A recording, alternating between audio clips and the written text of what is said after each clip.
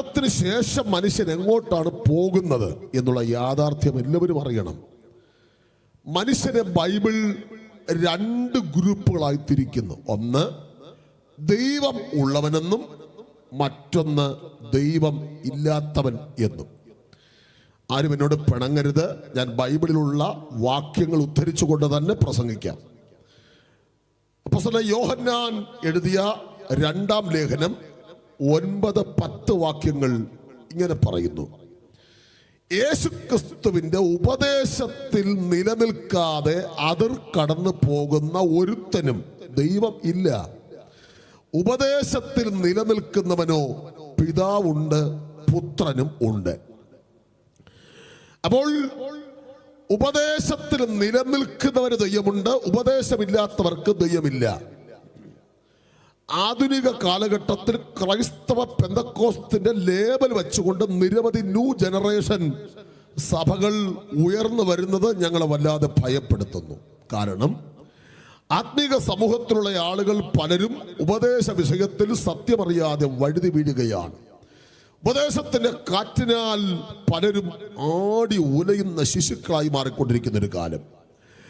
നിരവധി പ്രാർത്ഥനാ കൂടാരങ്ങൾ പോലെയുള്ള വലിയ ഹൈടെക് സംവിധാനങ്ങൾ കെട്ടിവച്ച് പെന്തക്കോസ്തിന്റെ സ്നാനവും പെന്തക്കോസ്തിന്റെ കയ്യടിയും പെന്തക്കോസ്തിന്റെ അന്യഭാഷയും പെന്തക്കോസ്തിന്റെ വസ്ത്രധാരണവും എല്ലാം കോപ്പി അടിച്ച് ഞങ്ങൾക്കുമുണ്ട് അന്യഭാഷ എന്ന് കാണിച്ച് നിങ്ങളുടെ ഇടയിലുള്ളതിനേക്കാളും അത്ഭുതം ഞങ്ങൾക്കാണ്, ഞങ്ങളുടെ ഇടയിൽ വന്നാൽ ബിസിനസ് ഡെവലപ്മെന്റ് ആകുമെന്നൊക്കെ പറഞ്ഞ് ജനങ്ങളെ വശീകരിക്കുന്ന പൈശാചിക വെളിച്ചപ്പാടിന്റെ വ്യാപാര ശക്തി ഉറഞ്ഞു തൊള്ളുന്ന, ഒന്നുകൂടെ ബൈബിൾ ഭാഷയിൽ പറഞ്ഞാൽ അധർമ്മമൂർത്തിയുടെ വ്യാപാരം, ഒന്നുകൂടെ പറഞ്ഞാൽ ആന്റി ക്രൈസ്റ്റിന്റെ വ്യാപാരം ഉറഞ്ഞു തുള്ളുന്ന ഒരു കാലത്തിലാണ് നമ്മൾ വന്നു നിൽക്കുന്നത്.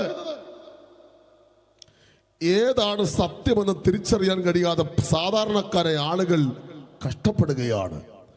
ഒരു കാലത്ത് പെന്തക്കോസ്തുകാരെന്നൊക്കെ പറയുന്ന ആളുകൾക്ക് ഉണ്ടായിരുന്ന ഉപദേശങ്ങൾക്ക് അല്പം കൂടെ മായം കലർത്തി പെന്തക്കോസ്ത് സഭകൾക്കകത്ത് പോലും സുവിശേഷകന്മാർ എന്ന് പറയുന്ന പലരെയും പിശാച് കയ്യിലെടുത്ത്, പുസ്തകം പറയുന്നത് കഴിയുമെങ്കിൽ വൃതന്മാരെയും തെറ്റിക്കും എന്നെഴുതിയിരിക്കുന്നു. പിശാച് നമ്മാനമാടുകയാണ്. അപ്പം വേദപുസ്തകത്തിനകത്ത് അത്ഭുതങ്ങൾക്കല്ല പ്രാധാന്യം. അത്ഭുതം നടക്കുന്നെങ്കിൽ നടക്കട്ടെ. നാളെ ഇതിന്റെ ബാക്കി എന്റെ സ്നേഹിതനായ കർത്തൃദാസൻ പ്രസംഗിക്കും. അത്ഭുതം നടക്കുന്നെങ്കിൽ നടക്കട്ടെ. രോഗസൗഖ്യം മക്കളുടെ അല്പമാണ്. നമ്മൾ കേട്ടില്ലേ അത്ഭുതം? എന്റെ വൈഫിന്റെ ക്യാൻസർ മാറിയത് അത്ഭുതം നടക്കുന്നത്. അത് നമുക്ക് പ്രാധാന്യമല്ല.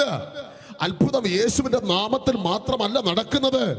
പൈശാചിക ശക്തികളുടെ അടുക്കൽ പോയാൽ അത്ഭുതം കാണാം. ഏറ്റവും കൂടുതൽ അത്ഭുതം കാണിക്കുന്ന അവനാണ്. ദൈവത്തിന് ഇവിടെ അത്ഭുതങ്ങളും അടയാളം കാണിച്ചിട്ട് വലിയ കാര്യമൊന്നുമില്ല. നിങ്ങൾ വേദപുസ്തകം പഠിച്ചു നോക്ക്. യഹൂദന്മാർ അടയാളം ചോദിക്കുന്നു, യവനന്മാർ ജ്ഞാനം അന്വേഷിക്കുന്നു, ഞങ്ങളോ ക്രൂശിക്കപ്പെട്ട ക്രിസ്തുവിനെ പ്രസംഗിക്കുന്നു. Seek ye first the kingdom of God. Mathai 6:33 വായിക്കുന്ന മുമ്പേ അവന്റെ രാജ്യനീതി അന്വേഷിക്കണം, അതോടുകൂടി ഇതൊക്കെ കിട്ടും എന്നാണ് തിരുവെഴുത്ത് പറഞ്ഞിരിക്കുന്നത്. അപ്പോൾ